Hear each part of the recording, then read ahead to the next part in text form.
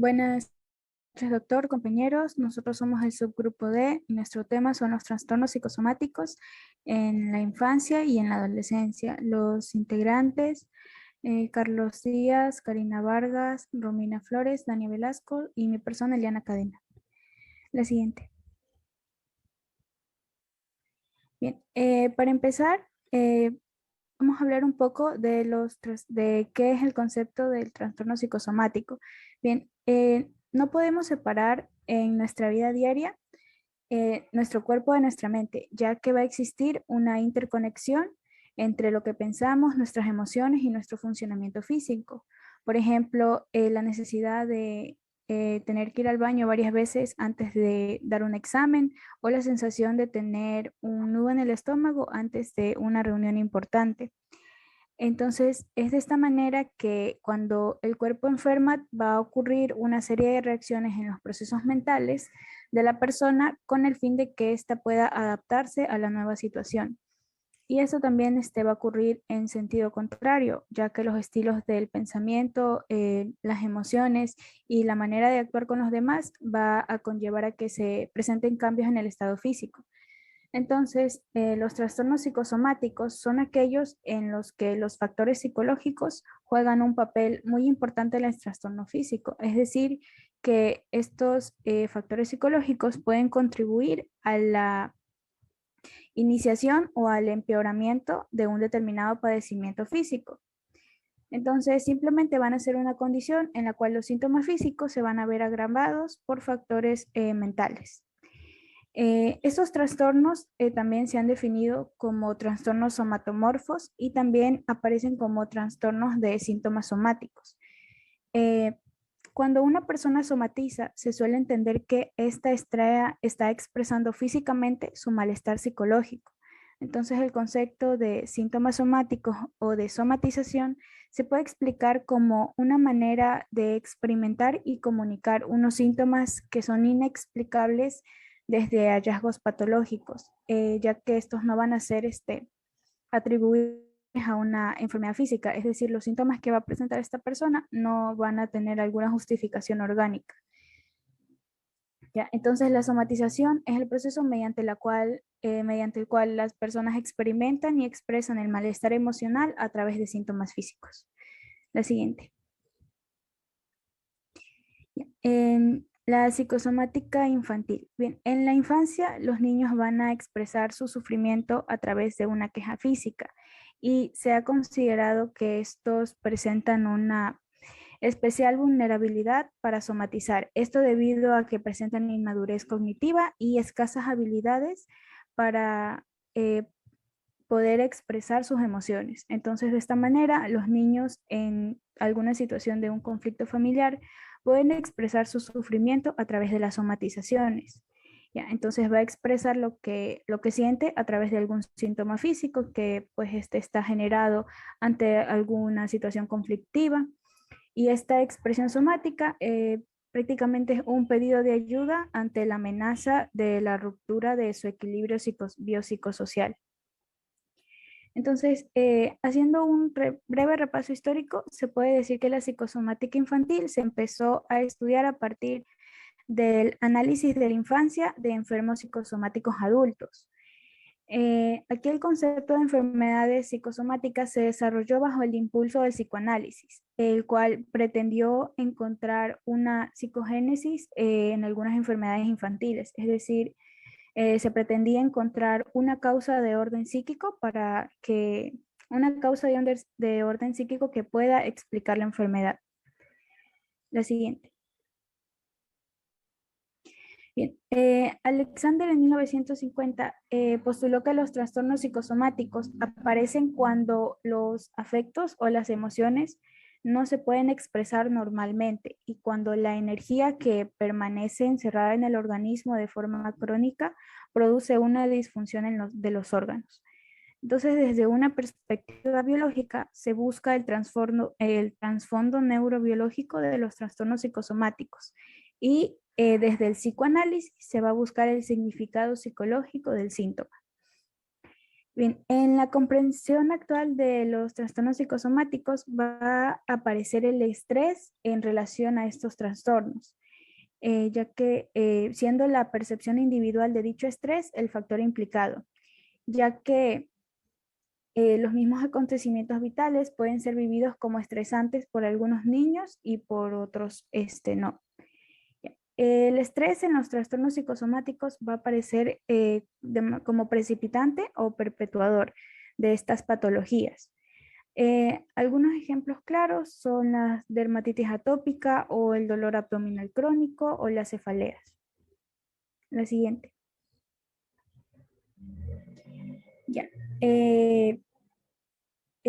Elena Garralda va a clasificar los trastornos psicosomáticos en cuadros en los que los factores psíquicos van a tener un peso específico fundamental en los síntomas físicos, como pueden ser los trastornos de conversión.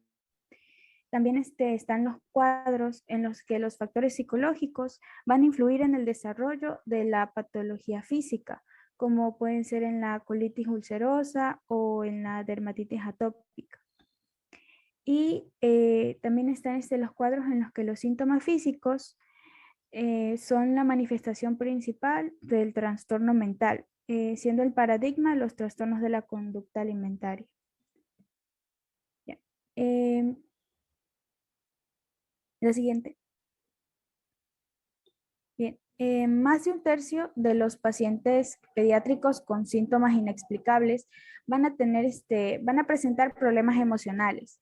Estos niños presentan muchas visitas al pediatra, también la realización de muchas pruebas médicas, de hospitalizaciones y de tratamientos inefectivos que pueden llegar a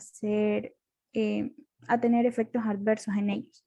Entonces, el pediatra va a ser el primer contacto que van a tener y deberá coordinar las futuras intervenciones, incluyendo la derivación a una consulta de psiquiatría infantil. El diagnóstico para el trastorno psicosomático tiene que ser de exclusión. Tiene que darse luego de haber descartado una enfermedad pediátrica que pueda justificar estos síntomas, por lo que el diagnóstico aquí va a ser complejo. ¿Ya?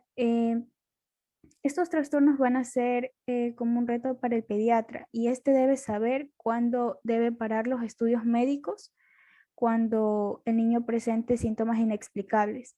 Esto con el fin de que ya evite las hospitalizaciones innecesarias y también tiene que saber manejar habilidades para sugerir la presencia de problemas psicológicos sin perder una buena relación con la familia.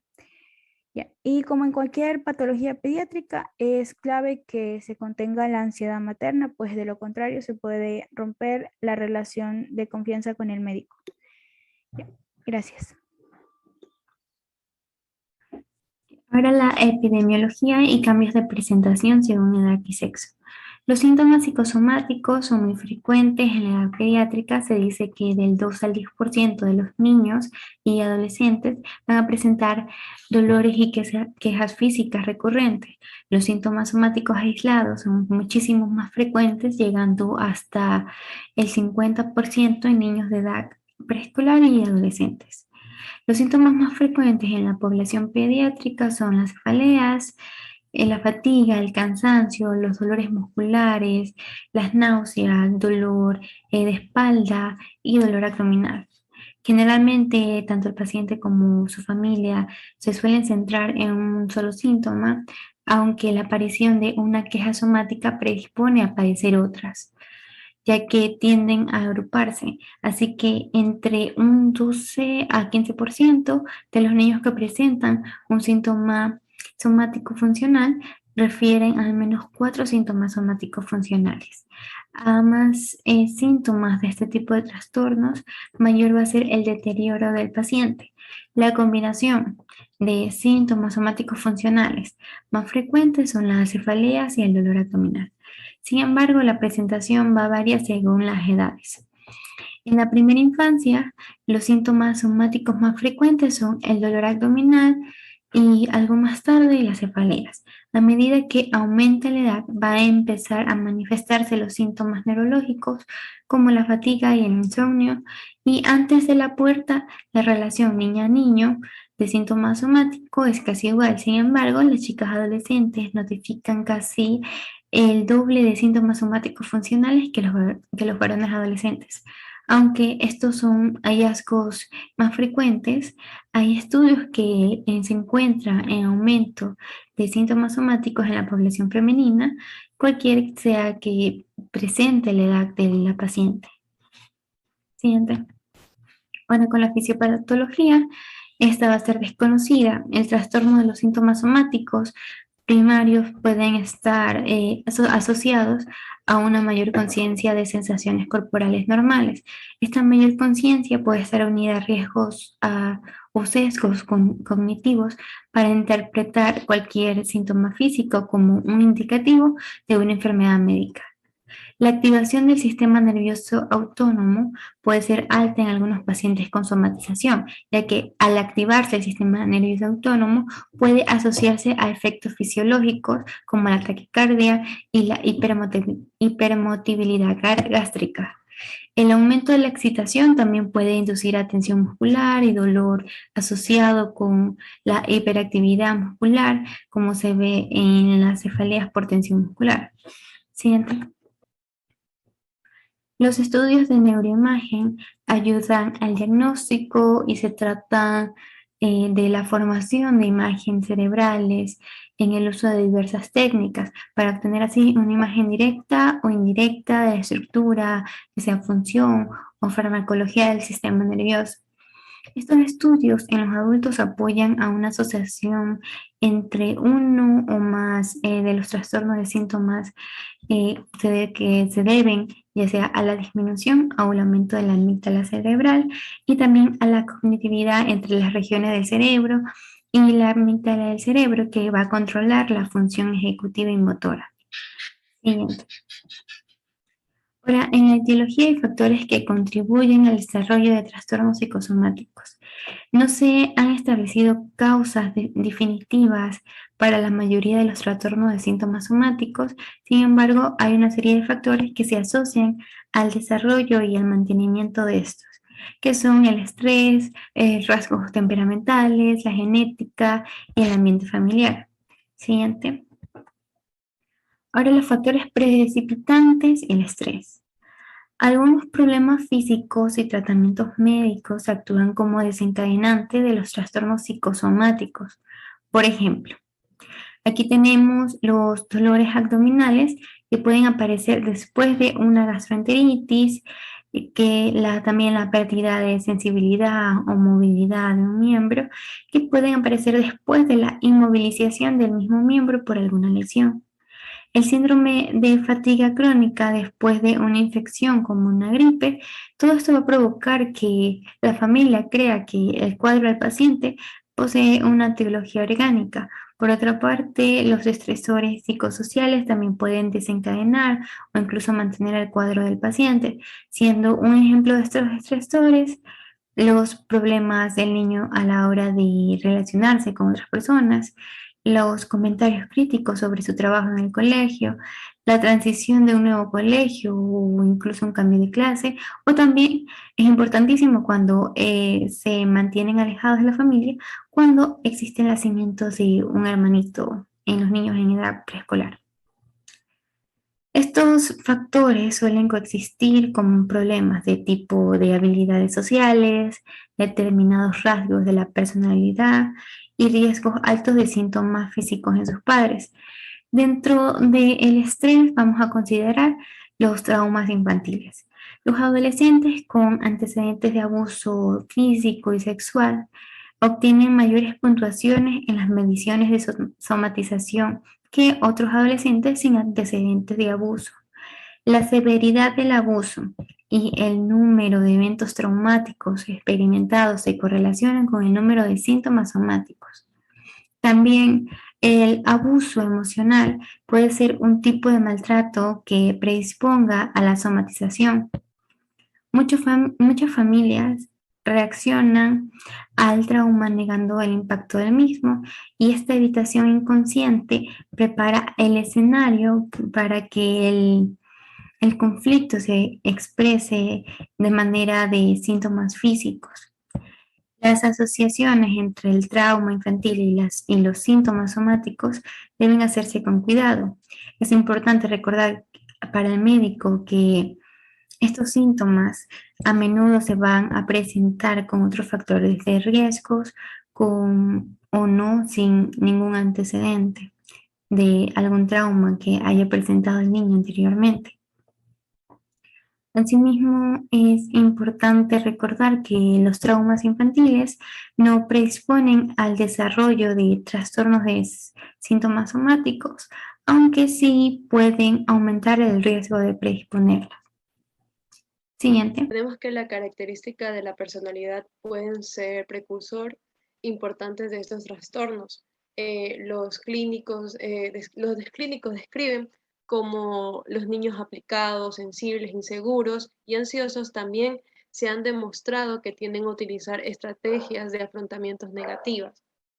Por ejemplo, tenemos una excesiva resignación, retirada, evasión, internalización, el mal humor mantenido, la rumiación y los estilos de afrontamientos de búsquedas de apoyo también han demostrado predecir las quejas somáticas. Además de utilizar lo que son estrategias de afrontamientos ineficaces, los niños con síntomas somáticos recurren y tienden a centrarse más intensamente en las sensaciones corporales y esto ha aumentado con respuestas emocionales al estrés. Si los rasgos de personalidad son muy marcados, dificultarán la adaptación emocional conductual del niño y a los problemas al estrés de la vida diaria. Dale la siguiente. Ya.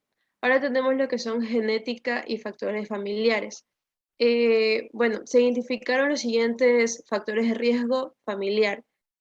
Por ejemplo, tenemos la somatización de los padres, enfermedades orgánicas en una persona cercana, psicopatologías en miembros cercanos a la familia, circunstancias familiares disfuncionales, incidentes traumáticos en la infancia en la infancia y la mala crianza. Además, es habitual que haya una historia de problemas de salud psicológicos en algún miembro de la familia, aunque también existen ciertas evidencias que los síntomas psicosomáticos tienen un componente hereditario, así como los trastornos psicosomáticos que aparecen del 10 al 20% de los familiares de primer grado y tienen una tasa de mayor de concordancia en los estudios de gemelos monocigóticos. Además, estos síntomas somáticos tienen una alta prevalencia familiar de tal manera que los niños y otros miembros de la familia suelen compartir síntomas similares, ya sean quejas físicas en general, abdominal o cefaleas. Dentro de lo que es estos apartados tenemos lo que es la genética y también lo que son los factores familiares. Dale la siguiente, por favor.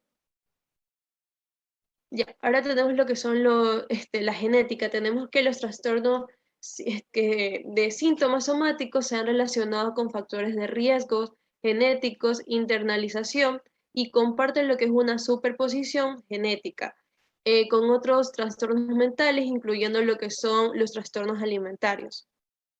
Dale la siguiente. Ya, ahora tenemos lo que son los ambientes familiares, que en las familias con niños somatizadores, los dolores abdominales funcionales, la ansiedad, la depresión y otros síntomas somáticos son comunes. También incluye lo que es un alto índice de problemas de salud y enfermedad de larga duración. Por ejemplo, tenemos la diabetes, que son trastornos psicológicos con problemas psicosociales. Las madres de estos niños y adolescentes tienen a tener lo que es un historial de síndrome de intestino irritable, fatiga crónica y también lo que son trastornos somatomorfos. Y la convivencia con un familiar enfermo puede servir como un modelo para el niño de aprendizaje de la ganancia de enfermar. Ya. También se pueden encontrar como antecedentes en niños de somatización elevada como presión familiar sobre el niño, sobre todo lo que es la familia con elevadas exigencias, una historia con un secreto de familia, o también factores de estrés de las familias, tales como son divorcios, o padres o maltratos infantiles. Dale la siguiente. Ya, ahora la dinámica familiar y quejas aprendidas. Tenemos que existe una sobreimplicación emocional de los padres que realizan un esfuerzo a estos síntomas como más atención, menos castigo y más privilegio, que fomenta las conductas enfermizas. Ya sabemos que las conductas son recompensadas y serán incrementadas en intensidad o frecuencia, mientras que las conductas que son castigadas, inhibidas, disminuirán. La intensidad, la atención y el cuidado de los demás o la disminución de la responsabilidad pueden reforzar lo que son las quejas somáticas. Si los síntomas somáticos son reforzados tempranamente en el curso de los trastornos somatomorfos, es probablemente que tales conductas persistan. Un niño o adolescente puede aprender lo que son los beneficios de asumir un rol de enfermo y puede rehusar a que sus síntomas cedan, y el aumento de la atención de los padres o la evitación de la presión escolar no placenteras pueden reforzar aún más los síntomas. La siguiente.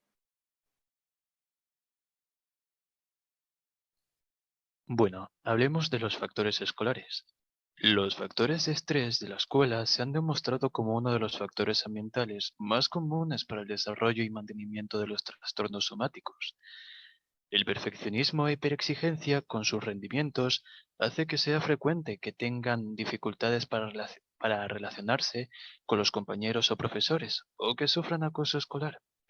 Estas dificultades están asociadas con el aumento de los síntomas somáticos en los jóvenes, especialmente para aquellos que vienen de un alto nivel de logro familiar. Actualmente, con el uso de las nuevas tecnologías, los síntomas psicosomáticos pueden estar relacionados también con el ciberacoso, situación más problemática que el acoso clásico, que el profesional que atiende a estos niños debe contemplar. Una vez que el niño adolescente ha comenzado con el absentismo escolar debido al síntoma funcional, cuando ha de volver de nuevo al centro educativo, presenta un elevado grado de angustia, con preocupaciones que giran en torno al rendimiento escolar. Por ejemplo, qué pensarán sus compañeros de su ausencia o qué le habrá pasado, etcétera? Se sienten avergonzados, no comprendidos y frustrados. Siguiente diapositiva, por favor. Hablaremos un poco también del diagnóstico de los trastornos psicosomáticos.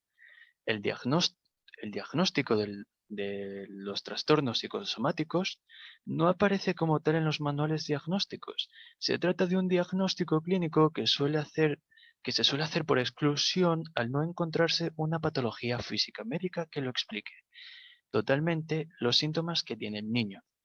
Términos como somatizaciones, trastornos somatomorfos o síntomas físicos inexplicables estarían en relación a patologías psicosomáticas. En el actual DSM-5 ayudará en el diagnóstico, encontrar acontecimientos vitales que guarden relación temporal con la clínica. Este diagnóstico es un diagnóstico arriesgado porque, siguiente diapositiva, es un diagnóstico arriesgado porque podría haber una enfermedad física que aún no se haya manifestado y el diagnóstico psiquiátrico puede finalizar prematuramente los procedimientos diagnósticos. También porque podría haber una enfermedad de base cuyo conocimiento sea aún insuficiente o porque también podría haber un problema orgánico aunque exacerbado por aspectos psicológicos. Es importante, como siempre, en medicina, la experiencia clínica que permite aconsejar al pediatra cuándo deben finalizar las pruebas complementarias y centrar la intervención del trastorno por somatización, trastornos de síntomas somáticos, trastorno somatomorfo, indiferenciados, trastorno hipocondríaco, incluye la dismorfia. O sea, dentro del trastorno hipocondríaco incluye la dismorfia, la dismorfofobia, trastorno de ansiedad por enfermedad trastorno de ansiedad por enfermedad, disfunción vegetativa somatomorfa, que estas también incluyen lo que es el corazón y cardiovascular, digestiva, respiratoria, urogenital y otros factores psicológicos que influyen en las afecciones médicas. Siguiente diapositiva. Bueno, al final, hablando un poco también de los trastornos psiquiátricos comórbidos, es frecuente la asociación entre trastorno psicosomático y los síntomas de ansiedad y depresivos. Los trastornos psiquiátricos comórbidos más frecuentes son los síntomas y trastornos de ansiedad y depresión. Los trastornos disruptivos tienen menos prevalencia. En total afectan al 30-50% de los niños con síntomas somáticos funcionales. Los niños con trastornos de ansiedad que presentan síntomas somáticos funcionales asocian un trastorno de ansiedad más grave con más deterioro funcional y más abstención escolar que los que no. Las quejas somáticas disminuyen cuando mejora el trastorno de ansiedad.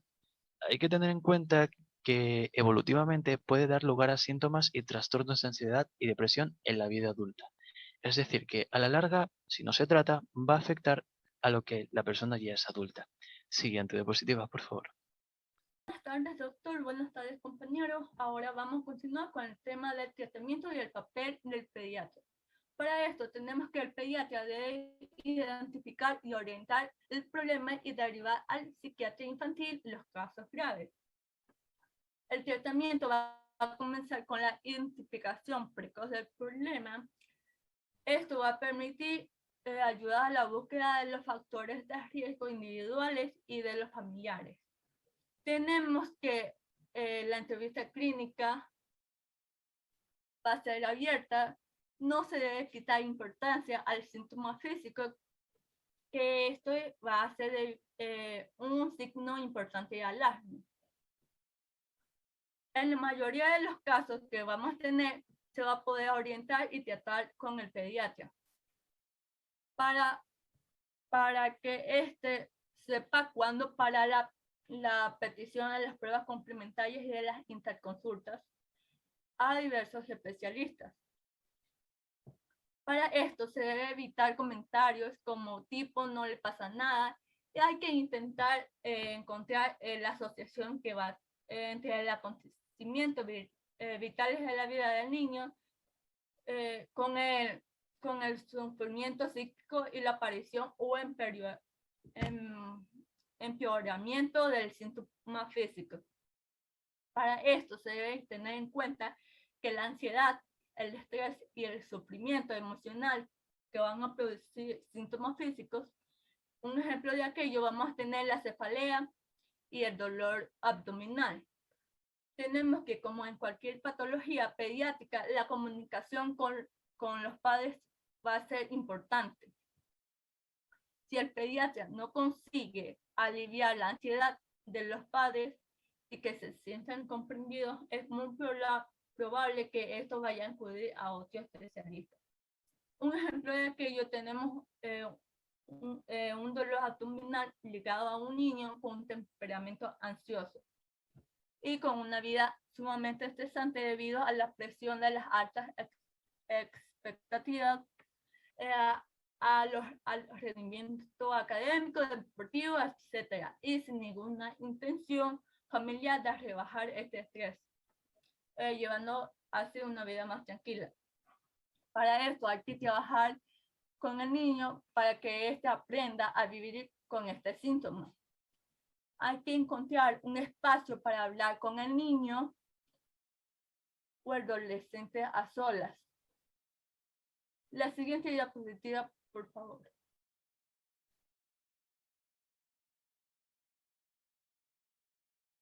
Ya. Tenemos algunos motivos para derivar con un psiquiatra infantil. Estos motivos vamos a tener como primer punto la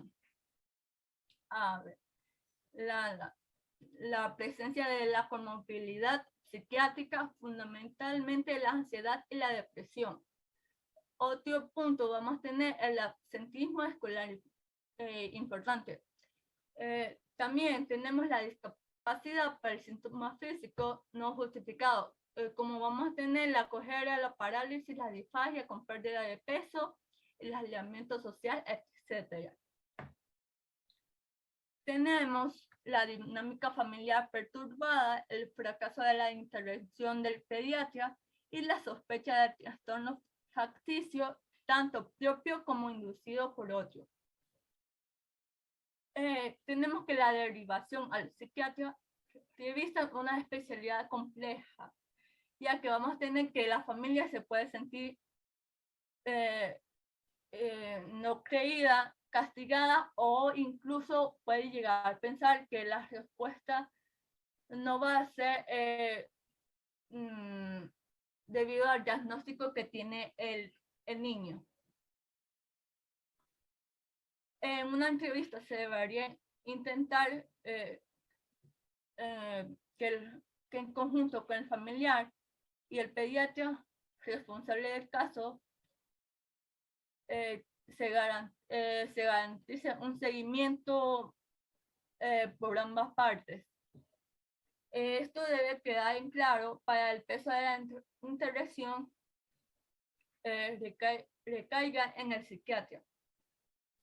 Tenemos que un tratamiento especializado va a incluir una intervención psicoterapéutica, según el caso que sea.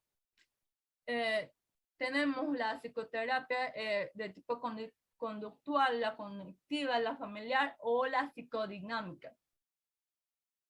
Los psicofármacos que se van a prescribir se hay con movilidad subsidiaria de tratamiento farmacológico. Ya, la siguiente diapositiva, por favor. Ahora vamos a presentar un caso clínico. En este caso clínico tenemos el motivo de consulta base negativa en la ingesta de sólidos.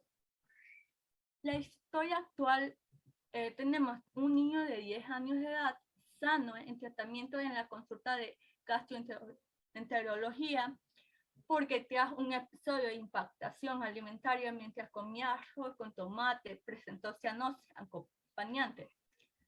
Tras intentos de vomitar y con ayuda de la madre lo expulsó espontáneamente. Desde entonces tenemos que se niega a la ingesta de sólidos. Al parecer tuvo episodios previos con un sándwich de paté y a veces con galletas con sensación de atragantamiento. Desde el día de la impactación con arroz que motivó una visita a urgencias, cuando está comiendo tiene sensación de falta de aire. La disfagia para sólidos ha sido progresiva, llegando a alimentarse de agua, leche, galletas y algún puré. En un mes ha perdido 2 kilogramos de peso. El niño llevaba unos meses anteriormente a esta clínica acudiendo a un psicólogo privado por medios difusos, baja autoestima y tristeza. La siguiente diapositiva, por favor.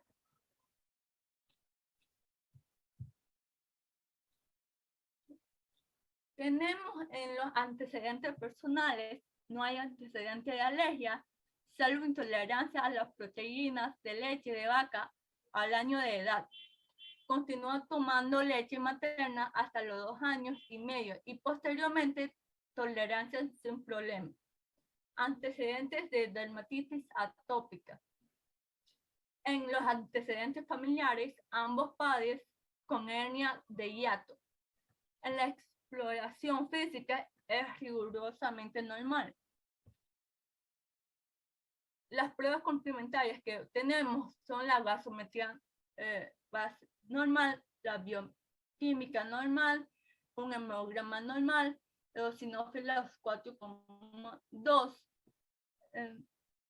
También se va a pedir interconsulta que realiza fibrobroncoscopía, que es normal.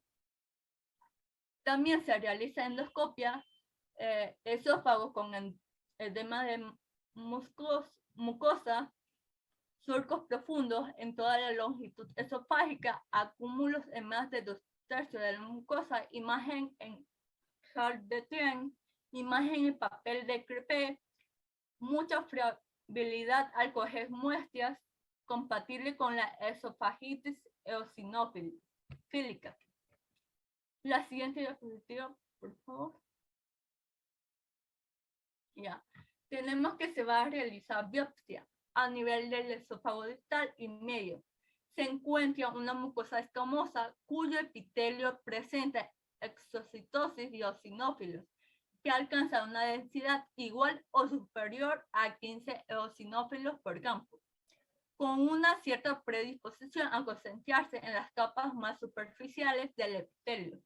El epitelio muestra hiperplasia basal y esponjiosis. En el juicio clínico tenemos esofagitis eosinófila. También tenemos una fobia alimentaria secundaria a episodio traumático. En el tratamiento, lansoprazol de 30 miligramos mañana y noche. Se pide interconsulta a psiquiatra infantil. Los antecedentes de tratamiento con logopeda desde hace 3 años, porque tiene una dislexia importante con consecuencia de dificultades en el aprendizaje escolar. Su logopeda la encuentra últimamente triste, con expresión de sentimientos de minusvalía, y le deriva a un psicólogo. Tenemos que es un niño con temperamento ansioso, miedoso, con tendencia a preocuparse por todo, hipocondriaco, con ansiedad de separación, fobia a los ascensores, miedo exagerado a que se le pueda pasar algo a sus padres, miedo a la muerte. También tenemos que durante una temporada se negaba a meterse en la bañera por miedo a ahogarse y ha tenido rituales en forma de resoplidos para comprobar que respiraba. Una conducta irritable en casa, hiperexigente y con rabietas ante frustraciones. En la exploración se objetivan tics oculares y marcada inquietud motora, fobia a comer sólidos por miedo a morir y crisis de ansiedad durante esta ingesta. La siguiente diapositiva, por favor. Ya. Como último punto tenemos el juicio clínico psiquiátrico. Aquí tenemos una fobia a comer sólidos tras episodios traumáticos, temperamento ansioso, síntomas múltiples de ansiedad. El tratamiento de este se va a recomendar terapia cognitivo-conductual con reintroducción gradual de sólidos, abordaje del miedo con técnicas de relajación y búsqueda y tratamiento de cualquier fuente de estrés en el niño, en especial en el colegio. Se pauta fluoxetina de 10 miligramos al día. Gracias.